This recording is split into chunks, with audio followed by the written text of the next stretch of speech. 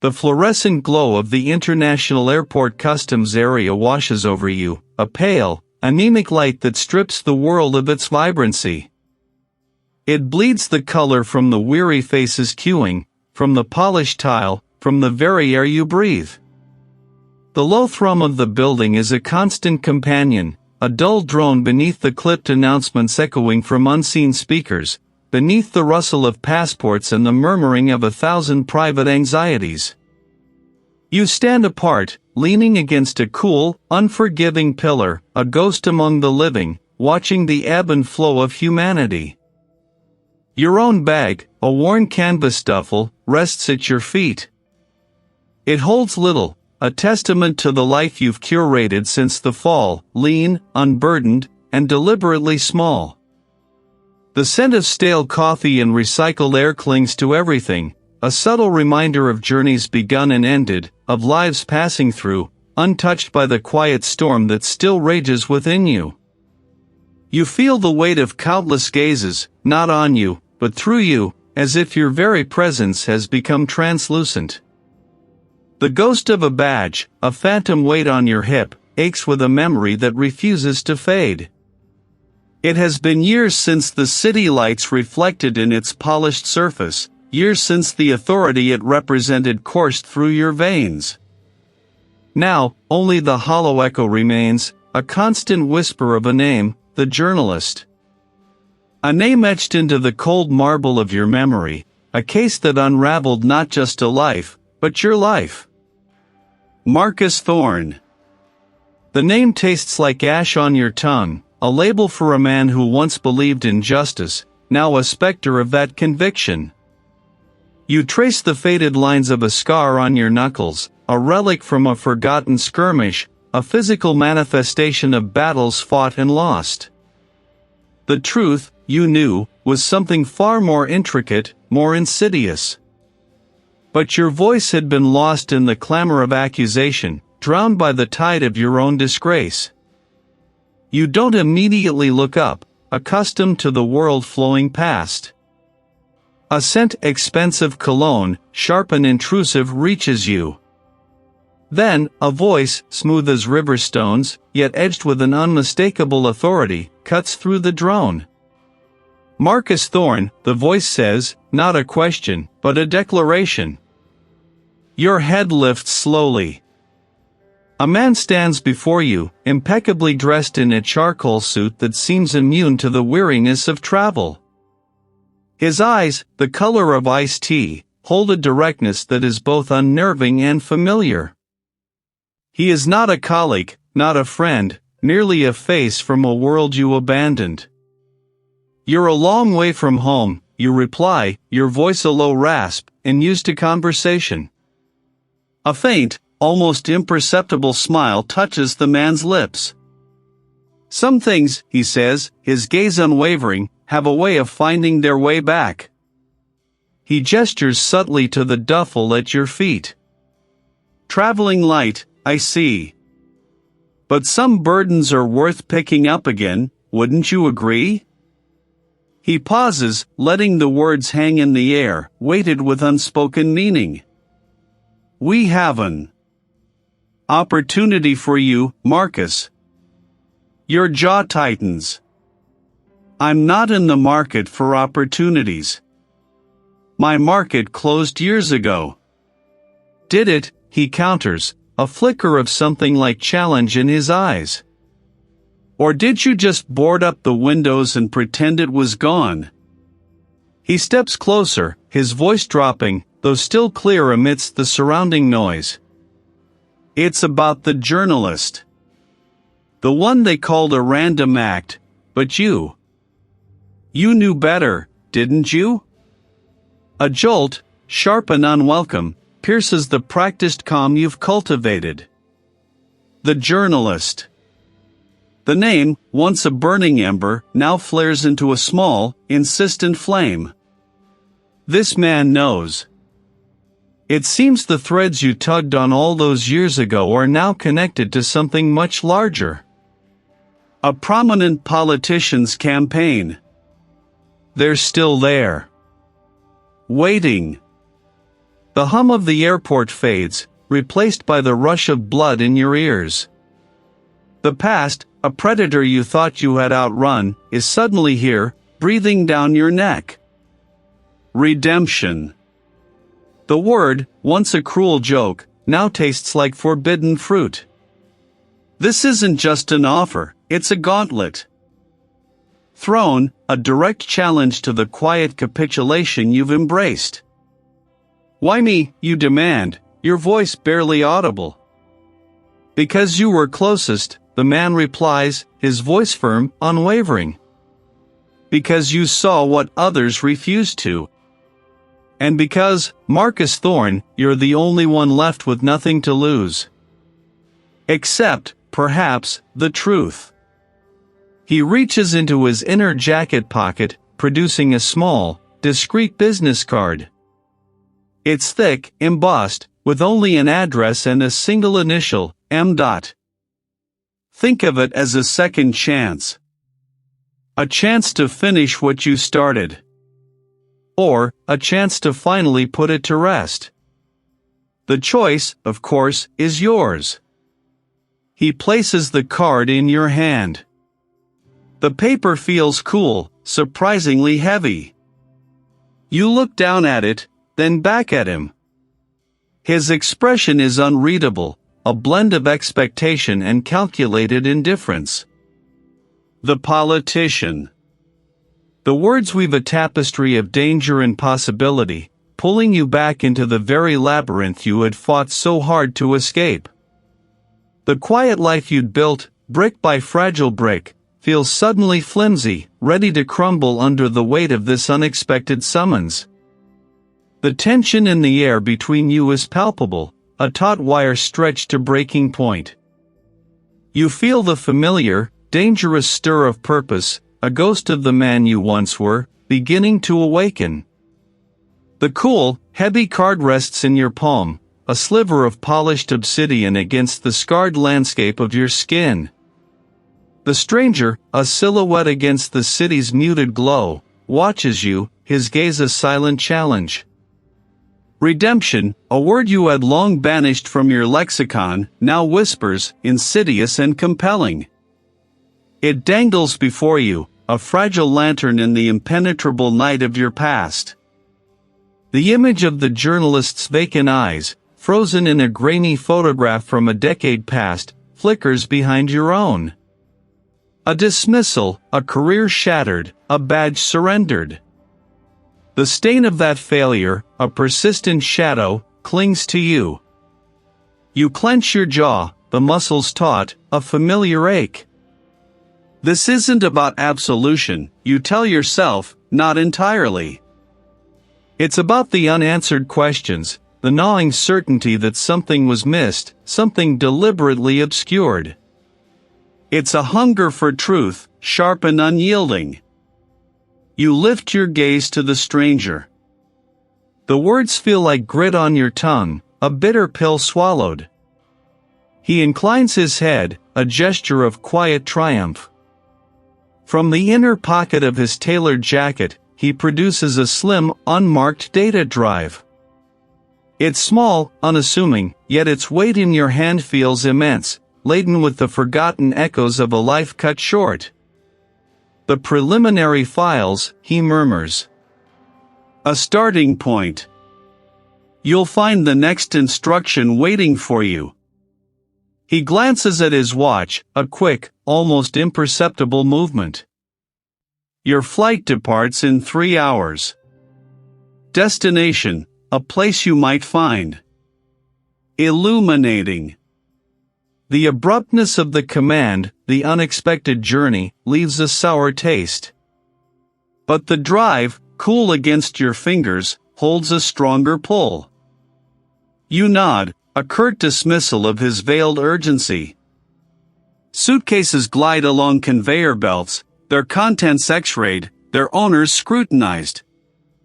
You lean against a polished steel barrier, the data drive a burning ember in your pocket. The instruction, a text message from an unknown number, simply read, review the attached. It's a jumble of police reports, witness statements, crime scene photographs, and forensic analyses, all the familiar ghosts of your past. The scent of disinfectant and stale coffee hangs in the air, a stark contrast to the imagined smell of old paper and dust that should accompany these files. You scroll through the documents, the names of forgotten officers, the sterile language of official reports. The journalist, a woman named Eleanor Vance, her face on the screen, vibrant and defiant even in death.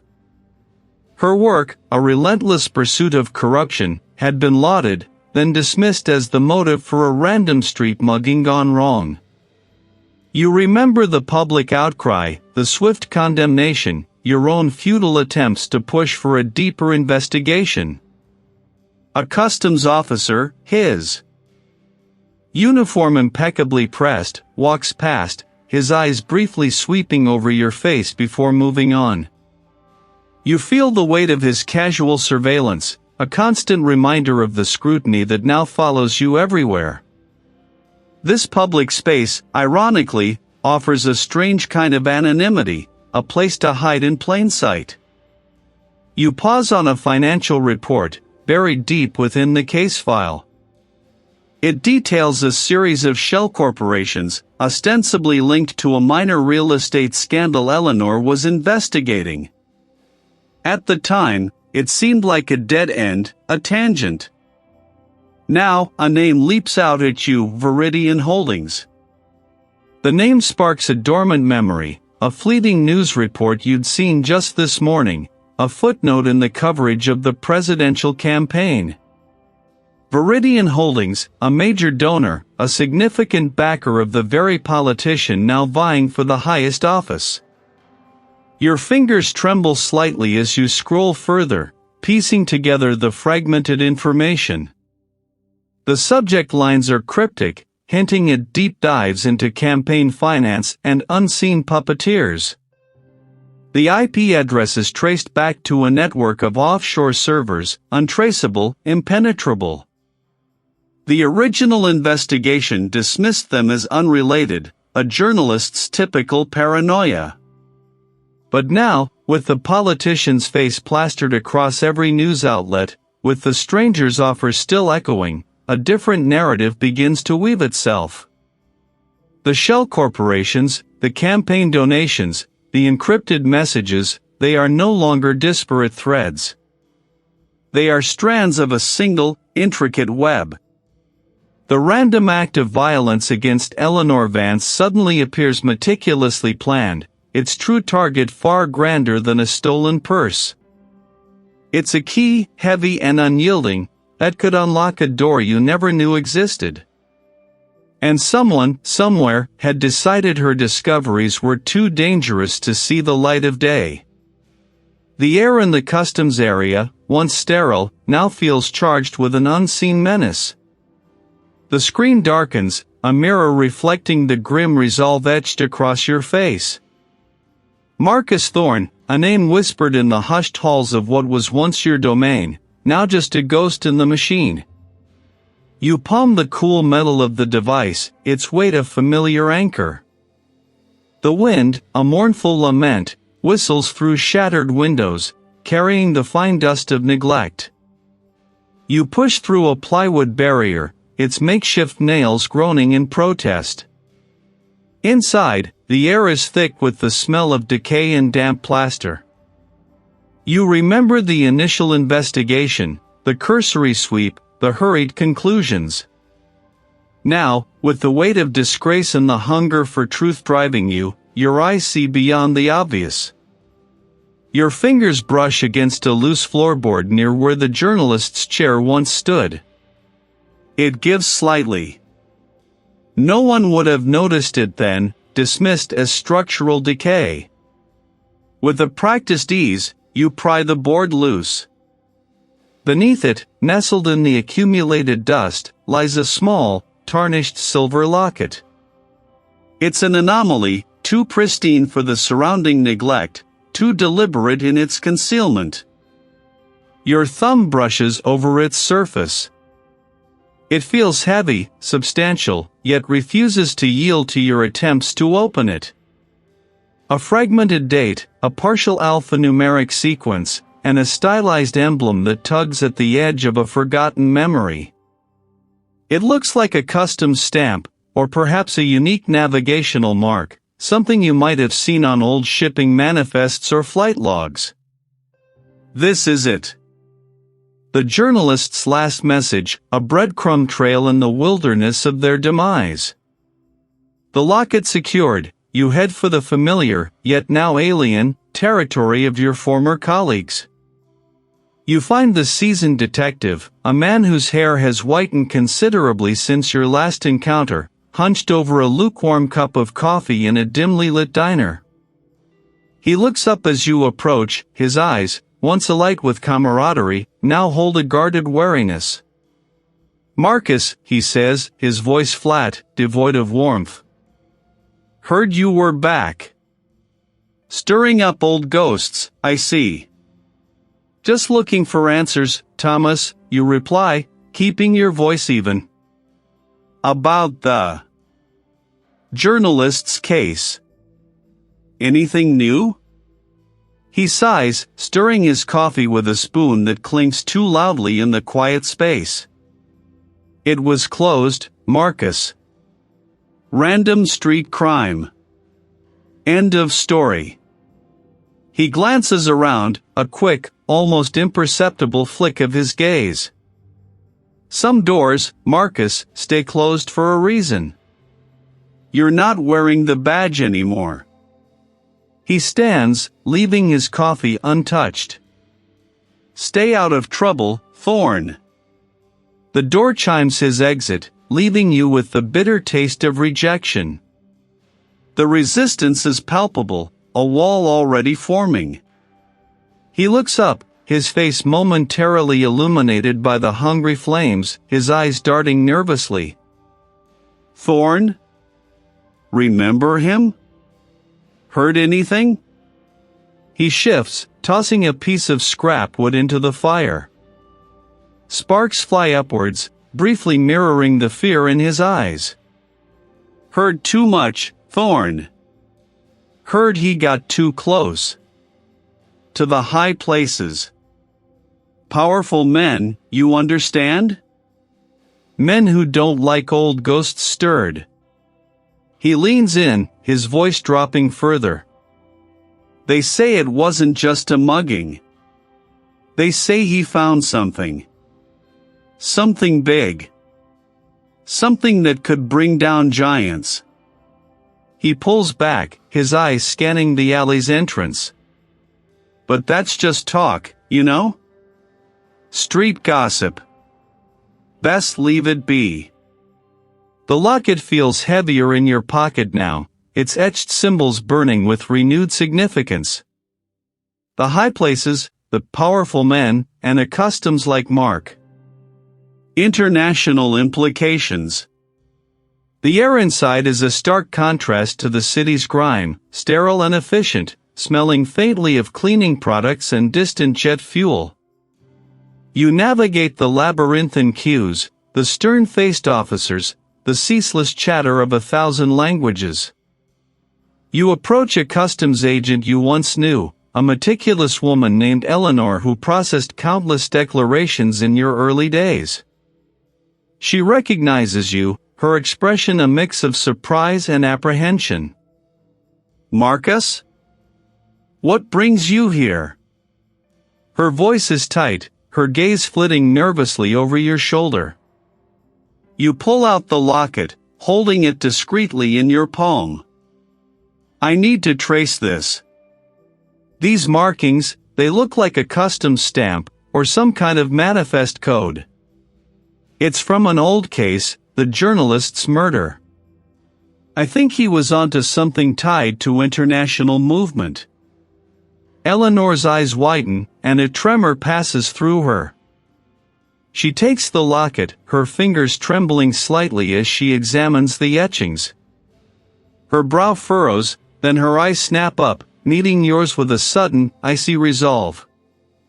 Her face is pale, her lips pressed into a thin line. "There's nothing here. No record of anything like this. You need to drop this. Now. She glances around again, her eyes wide with a fear that is not her own. Some things are better left buried, Marcus. For everyone's sake. The message is unmistakable. The fear in her eyes, the sudden, absolute refusal, it's not personal. It's systemic.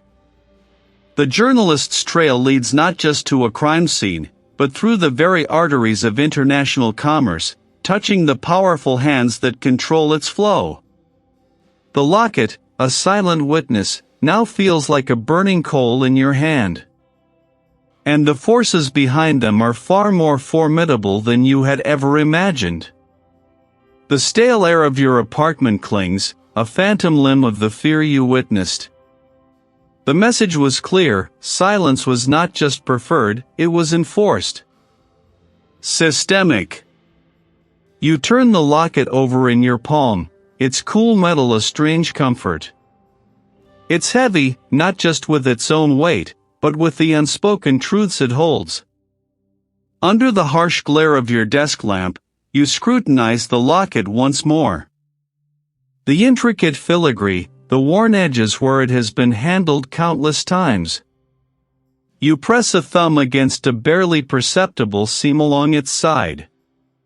A faint click, almost imperceptible, gives way.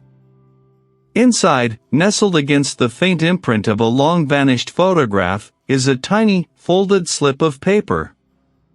Ouroboros. The symbol jolts you.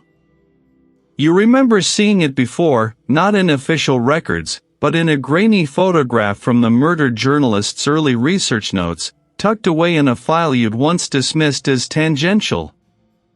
It was a logo, discreetly embossed on a luxury private jet's tail fin, captured fleetingly in the background of a public event where the prominent politician was speaking.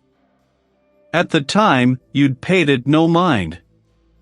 Now, a cold tendril of realization snakes through you.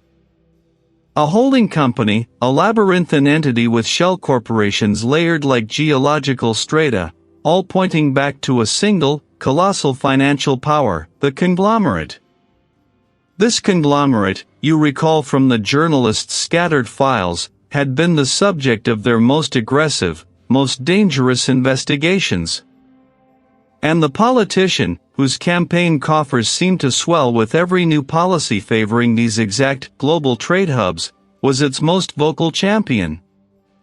The serpent devouring its tail.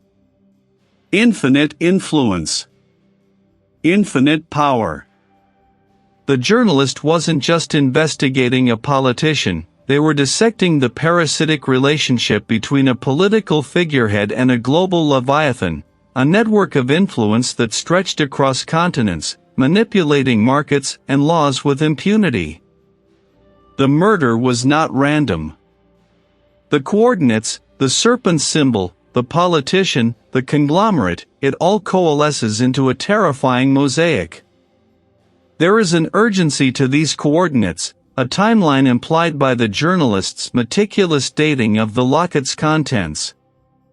Something is happening, or about to happen, at that distant coastal site, something the journalist died trying to expose. You book the quickest flight, the destination a small, unassuming port city near the coordinates. The journey is a blur of restless anxiety, the hum of the aircraft a constant drone against the racing thoughts in your mind. You know you've stepped into a den of vipers, and they know you're there. Your senses are on high alert, every nerve ending screaming. As you near the customs desk, a sudden, sharp commotion erupts to your left. A passenger, seemingly distraught, is loudly arguing with a baggage handler, drawing the attention of several uniformed officers. Heads turn, a ripple of distraction spreading through the queue. It's too convenient. In that fleeting moment of collective distraction, a figure brushes past you with unnatural force. You feel a hand, not subtle, not accidental, reaching for the flap of your satchel. Years of instinct, honed by street-level investigations in close calls, ignite. You pivot, your elbow a sudden, unyielding barrier. The hand recoils, too quickly for you to get a clear look at the face, which is already dissolving into the shifting crowd. But the intent was unmistakable. They weren't trying to steal your wallet, they were after something specific, something in your satchel. Or perhaps, they were sending a message. You meet the gaze of the customs officer at your designated booth. Their eyes, a startling shade of pale blue, hold yours for a beat too long. There's an unnerving stillness to their expression, a lack of the usual detached weariness. Purpose of your visit, their voice is smooth, devoid of inflection. Tourism, you state, your voice steady, a practice ease masking the tremor in your gut. You present your passport, its pages crisp and unremarkable. The officer flips through it slowly, deliberately, their gaze lingering on each stamp, each blank page. Any unusual items to declare, Marcus Thorne? The use of your full name, unbidden, prickles your skin. You're not going to the city itself, but beyond it, to the coordinates. I have a reservation at the Grand Harbor Hotel. Another lie, easily disproven if they cared to check, but meant to provide a plausible, immediate cover. The officer holds your passport for another long moment, their thumb stroking the laminated photo page. A silent challenge. You will not break. Not now. Not ever again. You collect your documents, your hand brushing against the cold metal of the locket beneath your shirt. You walk through the final archway, the scent of fresh air a welcome shock after the sterile confines of the airport.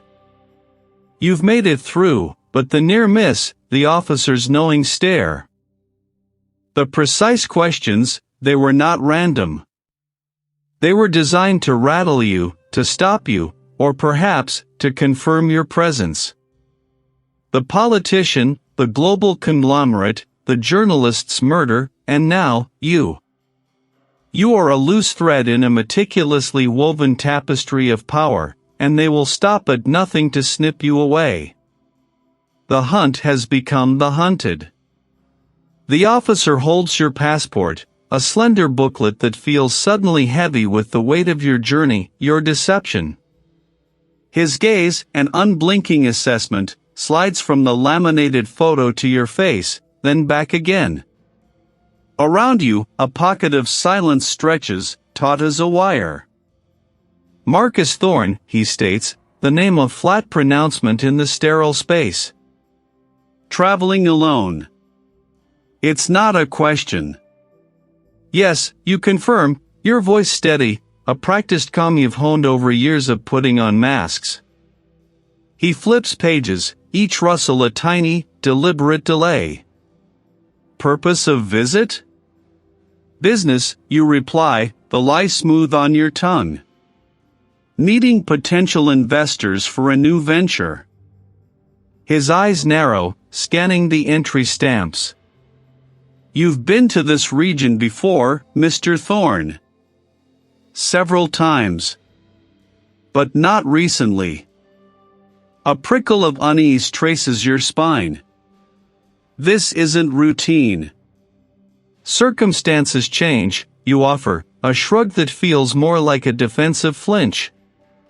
He gestures to your carry-on, resting on the inspection counter. Standard procedure, Mr. Just a quick look. You nod, feigning indifference as he unzips the main compartment. Your carefully packed layers of clothing, a spare pair of shoes, a worn paperback, all are methodically shifted, his hands impersonal, efficient. He reaches deeper, pulling out a small, leather-bound notebook, its cover scuffed with age. It's the one you've carried since your days on the force, filled with cryptic shorthand and half-formed theories, a relic from the murder of the journalist. This notebook is a ghost, a burden.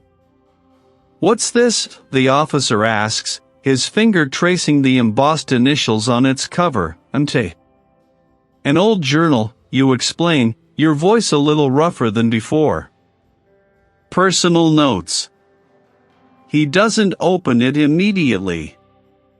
Instead, his thumb brushes against a loose, almost hidden flap on the inside cover.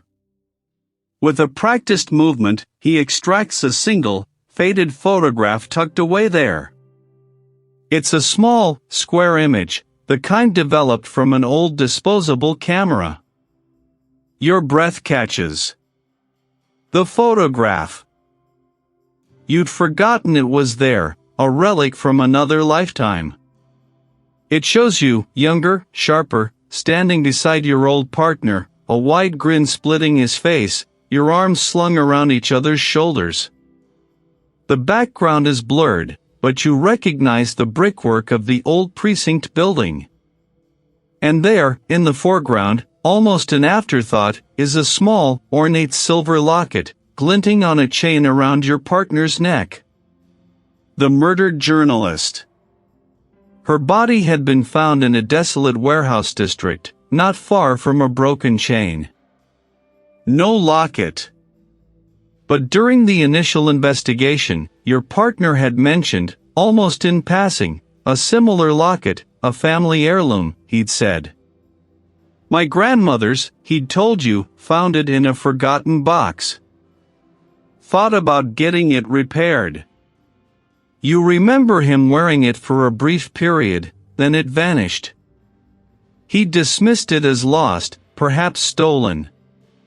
You'd barely registered it at the time, caught up in the chaos of the case. But now, looking at this faded photograph, the locket around his neck, a detail surfaces from the depths of your mind, a forgotten piece of witness testimony. A street vendor, near the warehouse, had reported seeing a man fleeing the scene, a flash of silver at his throat. You had shown the vendor mugshots, including your partner's, but the vendor had been adamant, no, not him. The other man, the one with the kind eyes, he didn't have that.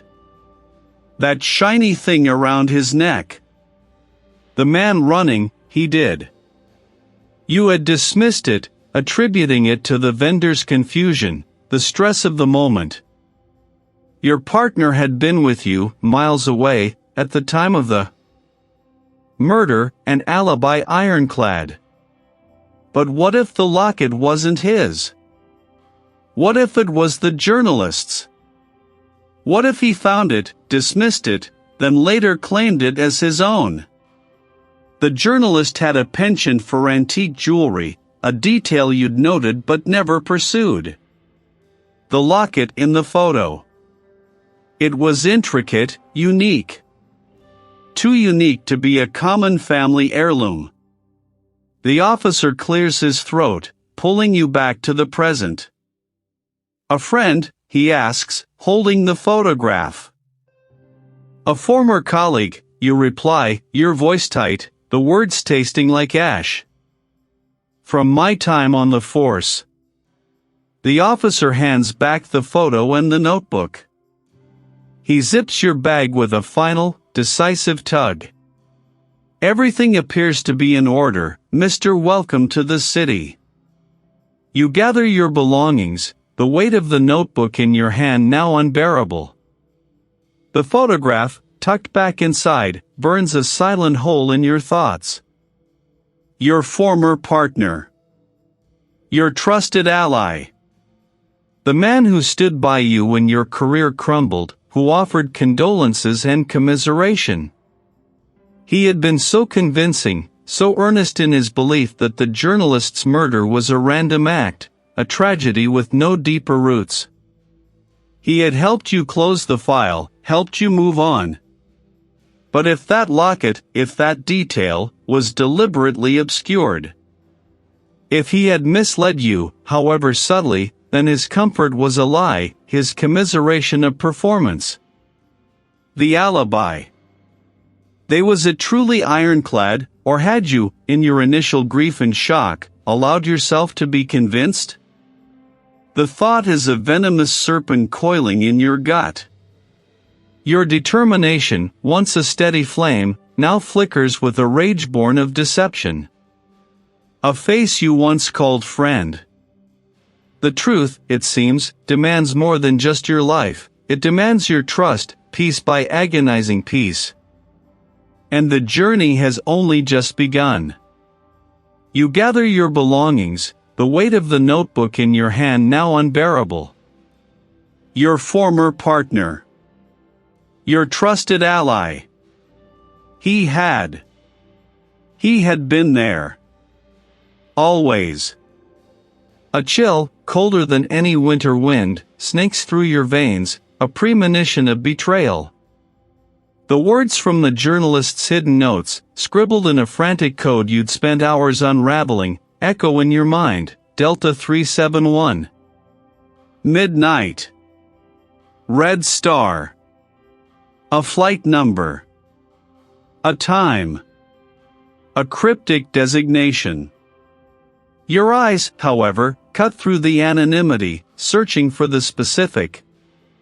The fragmented code from the notebook, a desperate plea from the murdered journalist, had led you here, to this nexus of arrivals and departures, where secrets often find their brief, perilous passage.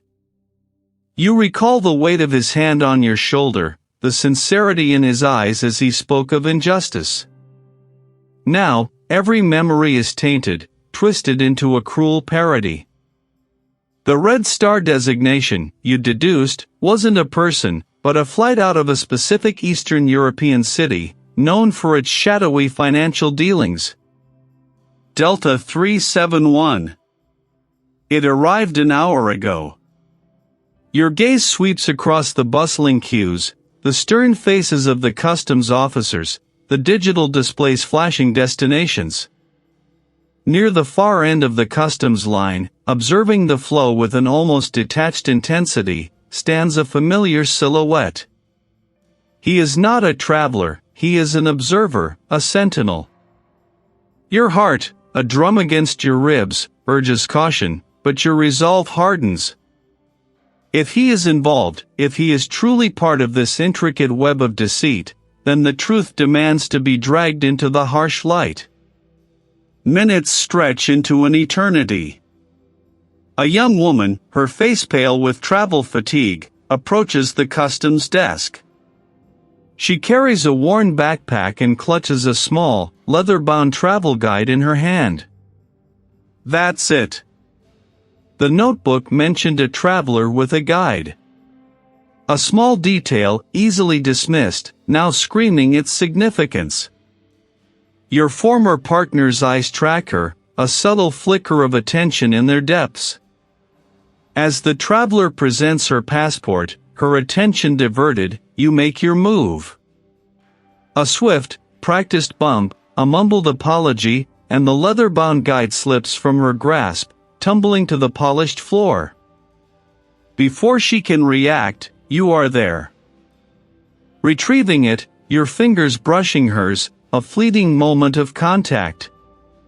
As you hand it back, your thumb deftly presses against a barely perceptible seam along the spine.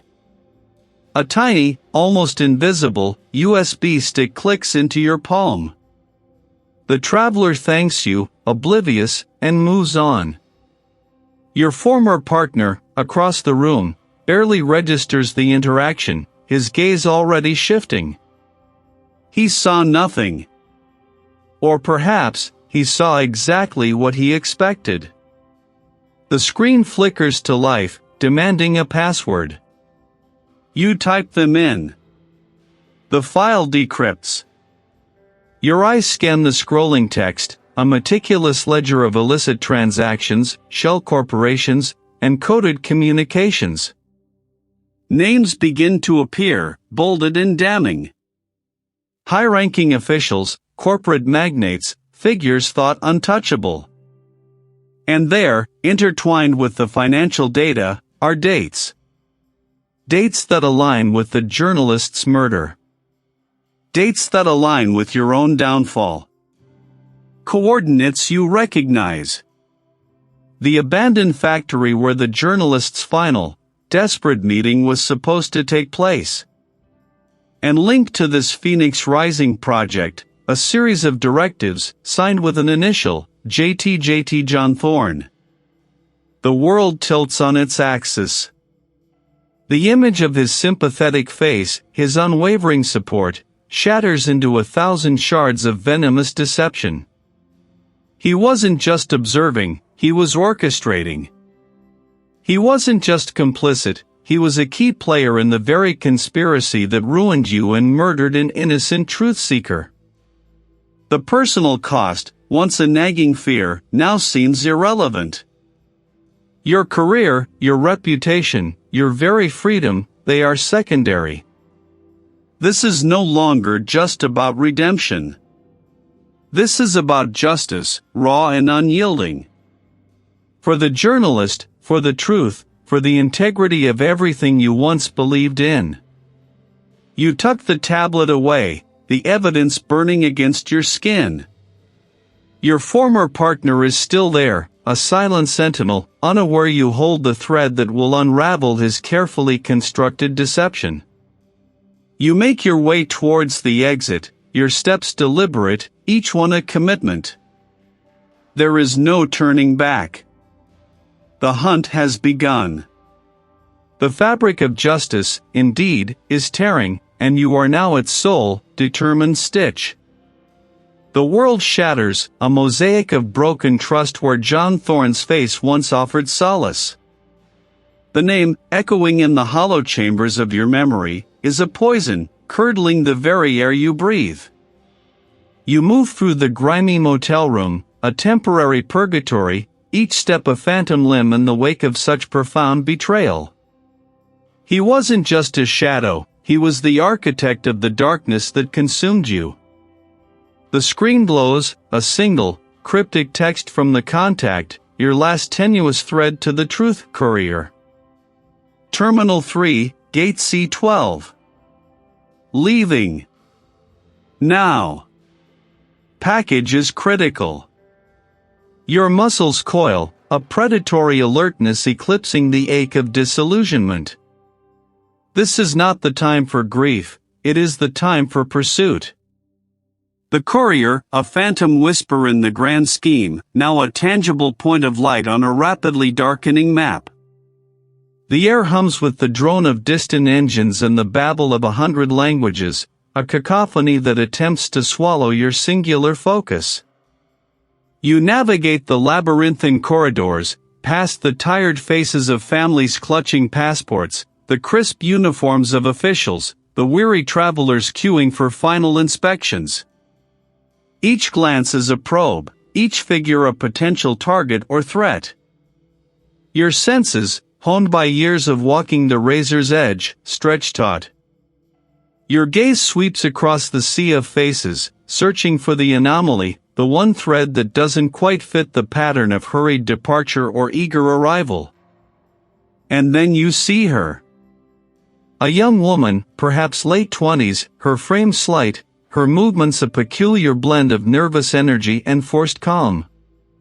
She clutches a worn satchel to her chest, her eyes darting, not with the typical excitement of travel, but with a hunted anxiety that resonates deep within your own experience. This is the courier. You close the distance, a phantom in the bustling crowd, your eyes locked onto her retreating back as she approaches the final security checkpoint. Just as you are about to make your move, a subtle shift in the periphery snags your attention. Two figures, nondescript men in tailored suits, stand too still, their gazes too sharp, scanning the crowd with an unnerving precision. They are not travelers. They are the operatives, the silent hounds of the conspiracy, and their eyes are now sweeping towards you. They know. They knew you would come. The net tightens, a sudden, suffocating squeeze. You quicken your pace, a surge of adrenaline sharpening your focus. you need to reach her before they do. The courier is almost at the customs desk, her passport clutched in a trembling hand. "Wait," you hiss, your voice low, urgent, yet cutting through the din. Recognition flickers, perhaps from a description, a warning. Before she can fully register your presence, you are beside her, your hand gently but firmly on her arm. The package. The ledger. It's not on me. It's in the abandoned factory. Under the North Grate. He said. JT knows everything. Her eyes dart past your shoulder, a fresh wave of panic washing over her face. They're here. They're coming for me. The words hang in the air, a devastating confirmation. J.T. again. The abandoned factory. A new location, a new piece of the puzzle, laid bare in the heart of this transient chaos. Before you can press her for more, a sudden, violent shove from behind sends you stumbling. One of the operatives is upon you, a silent, efficient force. Move, a harsh voice barks, not at you, but at the courier, as the second operative seizes her. She lets out a choked cry, her satchel falling to the floor, spilling nothing but mundane travel items. They wrench her away, a swift, brutal abduction in plain sight, swallowed by the relentless flow of passengers. You recover your footing, the rage of burning coal in your chest. You lunge, but the first operative is quicker, a practiced movement blocking your path. Suspect identified in Terminal 3. Marcus Thorne. Repeat, Marcus Thorne. Proceed with extreme caution. Your name, broadcast for all to hear, a brand of infamy. They've done it. They've turned you into a fugitive, again, but this time, the entire system is against you, manipulated by the very architects of the conspiracy. The airport officials, previously indifferent, now turn their heads, their eyes narrowing. There's no time for righteous anger, no moment for lament. The clock has run out. You turn, not to fight a losing battle against an entire security apparatus, but to escape. You plunge into the nearest stream of departing passengers, blending, dissolving, becoming just another hurried figure in the vast, indifferent ocean of humanity. Nose. Heads pivot, a slow, deliberate turning, their gazes like pinpricks on your skin. They don't know you, not truly, but the words, fugitive, disgraced, wanted, have painted a portrait of a villain, a shadow against the gleaming white tiles. The collective consciousness of 1,000 strangers, previously indifferent, now sharpens into a single, palpable judgment. You feel the weight of it, the system's cold hand closing around you, manipulated by the very architects of the conspiracy you've sworn to unravel. Yet, a peculiar calm settles within your chest, a quiet defiance born of having nothing left to lose. The pursuit has stripped you bare, leaving only the raw, unyielding core of your purpose. You merge with the river of weary travelers, your movements fluid, almost invisible amidst the ebb and flow of humanity.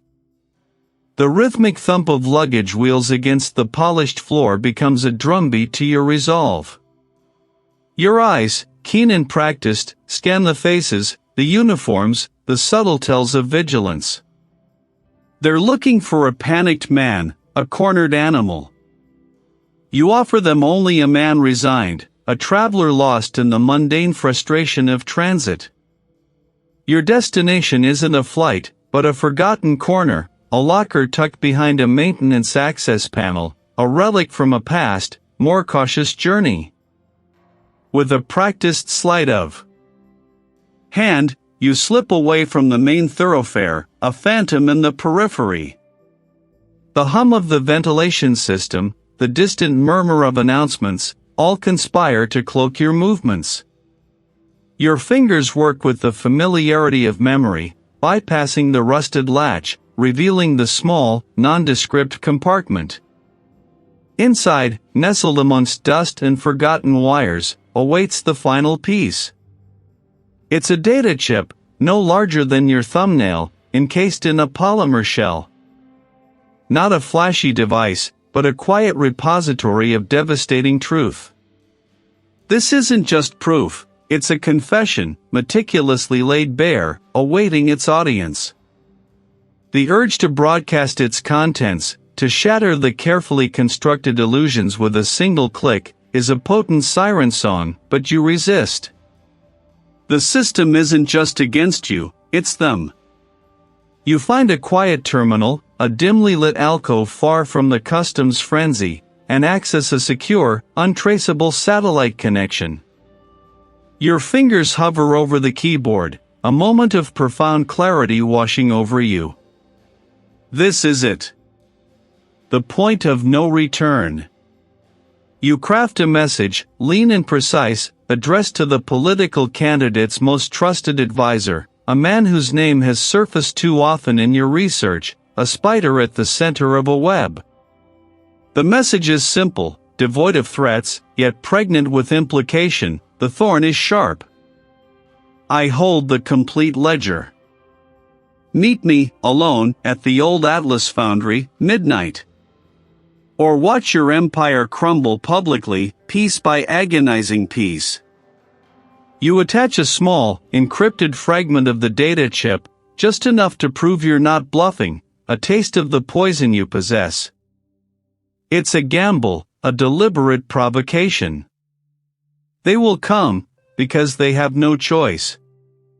The stakes are too high, the potential exposure too catastrophic.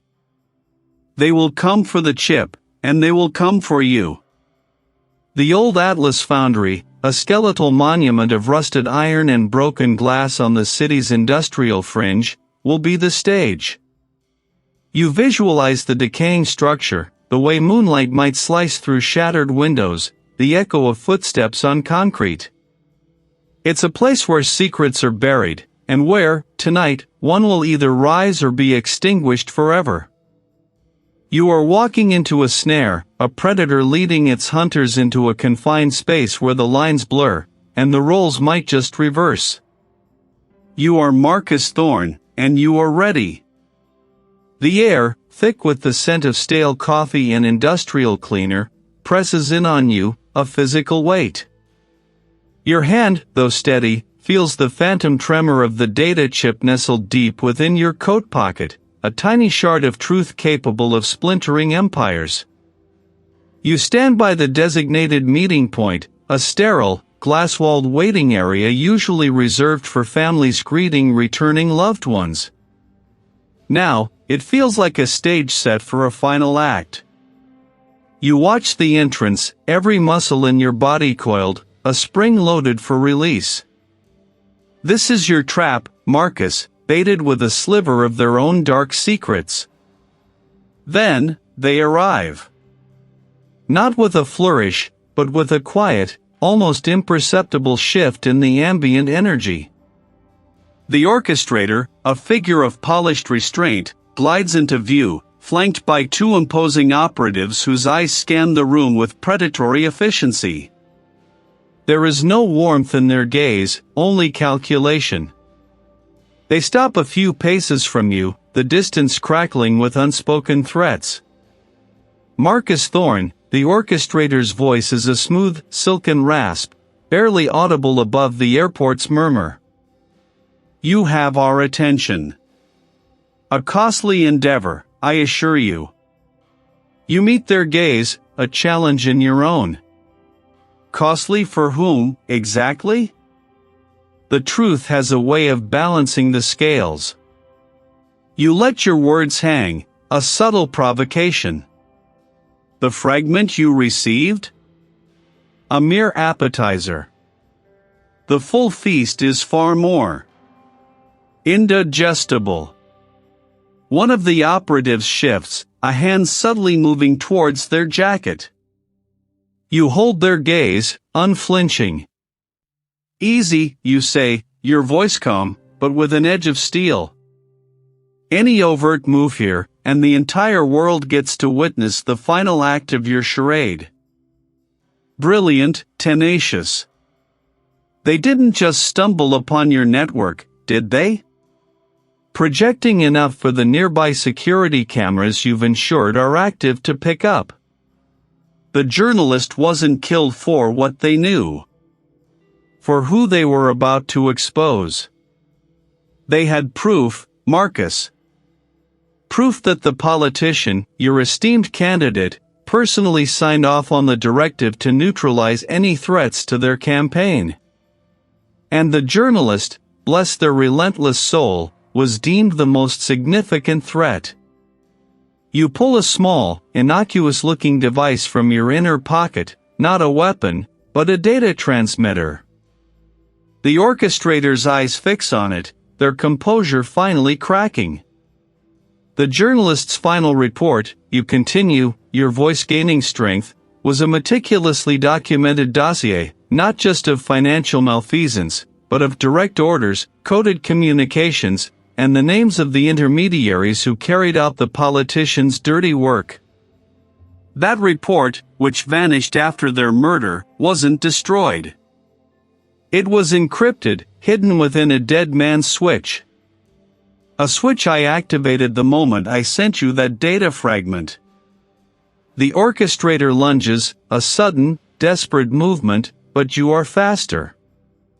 With a practiced flick of your thumb, you press a button on the device. A tiny indicator light blinks green. Too late, you declare, your voice ringing with triumph and a raw, cathartic pain. The full data package, the journalist's report, the politician's complicity, the entire web of your organization, it's all broadcasting now.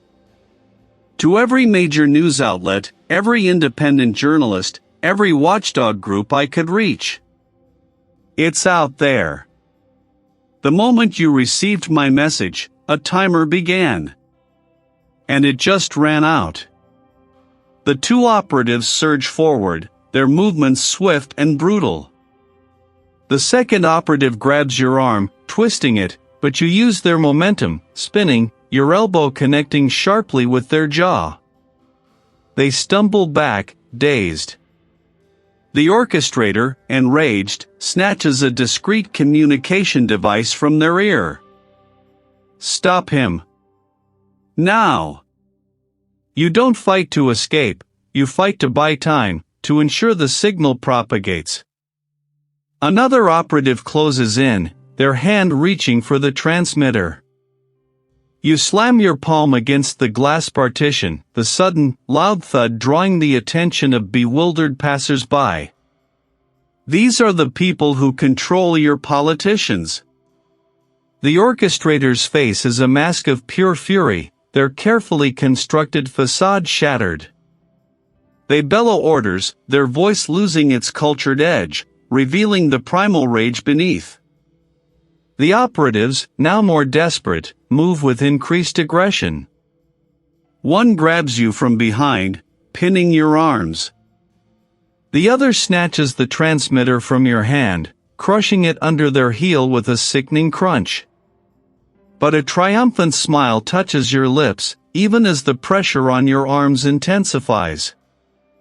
It doesn't matter, you gasp, looking directly at the orchestrator, whose face is now contorted with impotent rage. The message is sent. The truth is out. You can crush the messenger, but you can't unring the bell. The distant wail of sirens begins to cut through the airport's din, growing louder, closer.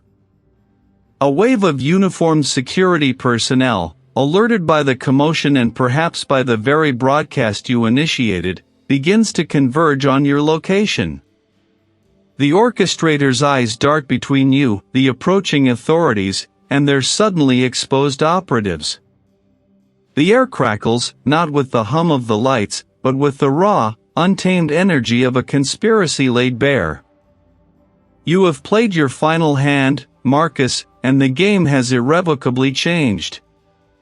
The orchestrator's eyes, sharp as shards of obsidian, dart between your resolute stance and the converging wave of uniformed security personnel.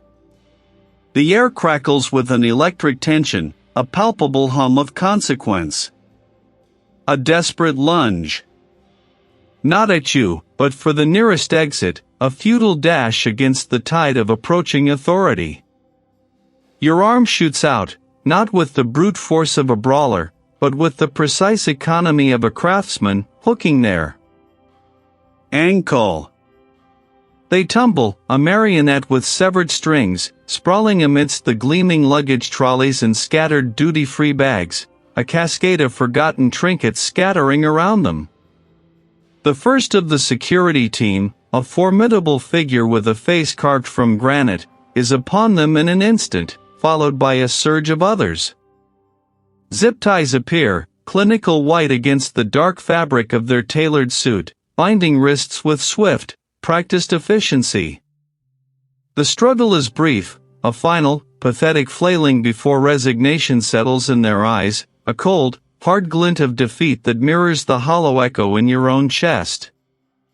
They are lifted, unceremoniously, their gaze still locked on yours, a silent promise of retribution hanging unspoken in the charged air of the customs hall.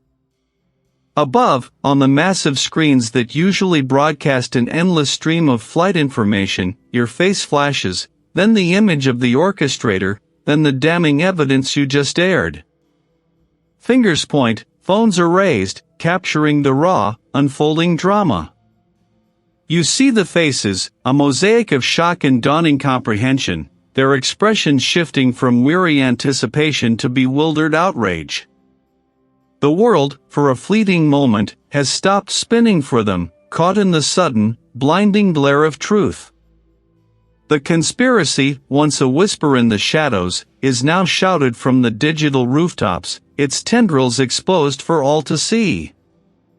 Your own breath comes in ragged gasps, the adrenaline beginning its slow, insidious retreat, leaving behind a profound ache in your bones, a leaden weight in your limbs.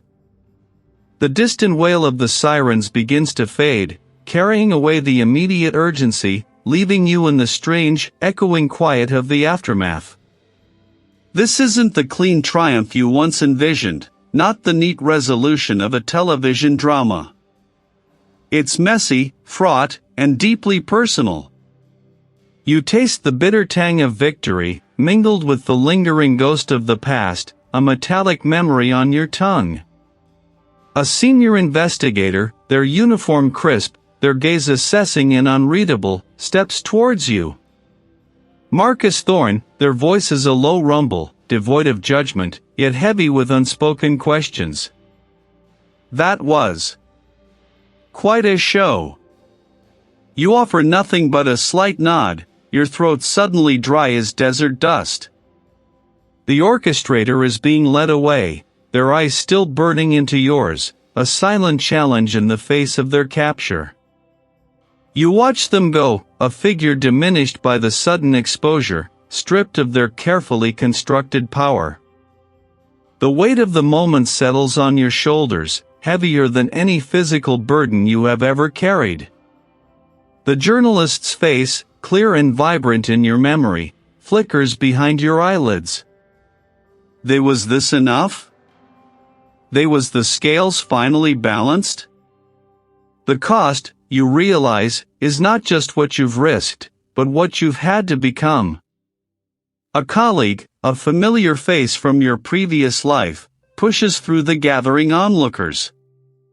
Their expression is a complex blend of shock, respect, something akin to pity. Marcus, they begin, their voice hushed, what have you done? You meet their gaze, a flicker of something defiant in your own eyes. What needed to be done? The words are a rasp, scraped from the depths of your exhaustion. The magnitude of the revelation begins to sink in, not just for the public, but for the entire system you just rattled. The consequences will be far-reaching, a seismic shift that will reverberate through the halls of power for months, perhaps years. The redemption you sought feels less like a triumphant return and more like a weary pilgrimage, one that has left you stripped to the bone. The immediate future is a blur of questioning, of paperwork, of endless explanations.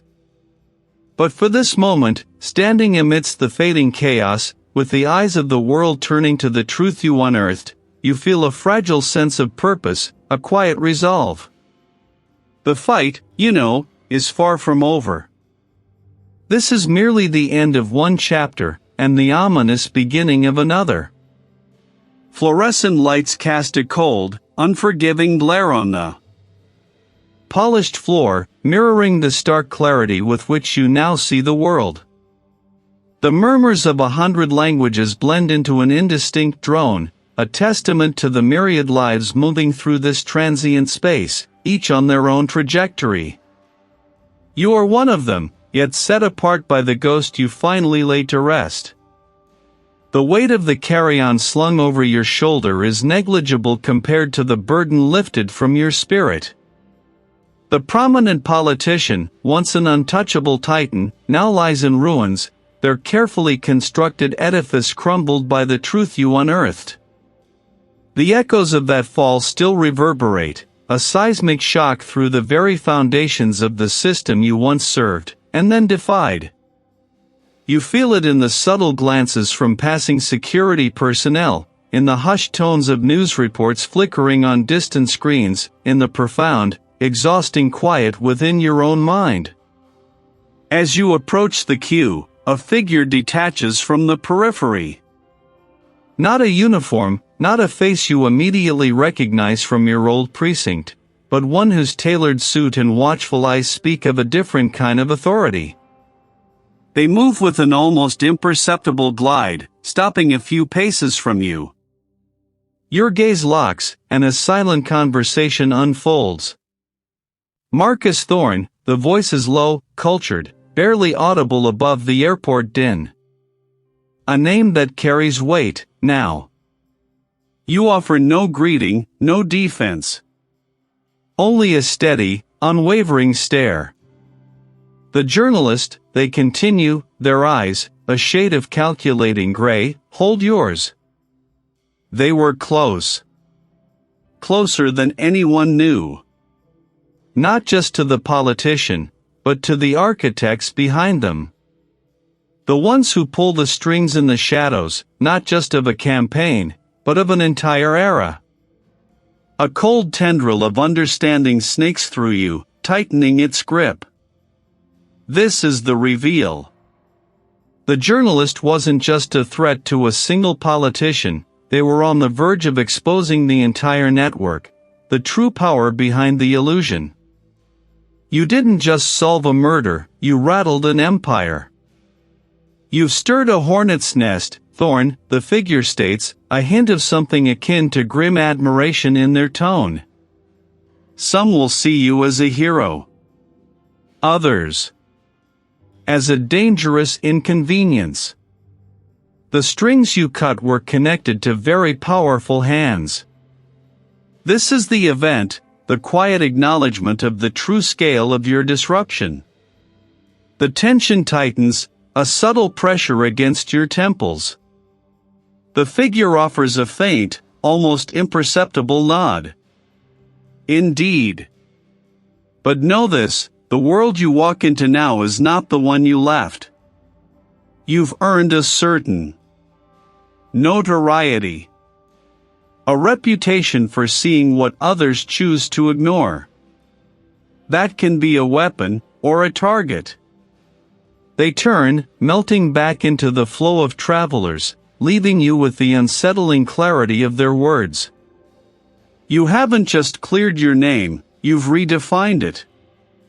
The disgraced detective is gone, replaced by something sharper, more honed, yet unaligned. You step forward, your place in the customs line now open. Each footfall on the polished floor is deliberate, a rhythm of quiet determination. The past, a heavy shroud woven from regret and failure, has finally fallen away. The truth, in its raw, unvarnished form has been delivered. A measure of peace settles within you, a quiet satisfaction that hums beneath the lingering tension. You confronted your demons, walked through the fire, and emerged, not unscathed, but whole. The ghosts are laid to rest. But the future stretches before you, an unwritten expanse. No badge, no precinct, no familiar path. As you hand over your passport, the customs officer's face is impassive, a reflection of the bureaucratic machine. They scan the document, a fleeting moment where your old life brushes against the precipice of your new one. You meet their gaze, a silent testament to the journey etched into your very being. The stamp thuds, a final punctuation. You walk towards the departure gates, the distant roar of engines growing louder, promising flight. You are Marcus Thorne, the man who saw what needed to be done, and did it. And for the first time in a long time, you are ready for whatever comes next.